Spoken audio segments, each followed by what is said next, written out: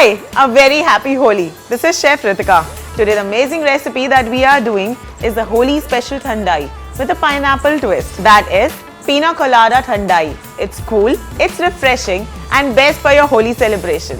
Let's get started with the recipe. हम एक बोल लेंगे, उसके अंदर हम आधा कप पानी डालेंगे और उसके अंदर हम डालेंगे बादाम, पिस्ताचू, कैश्यू, मेलन सीड्स,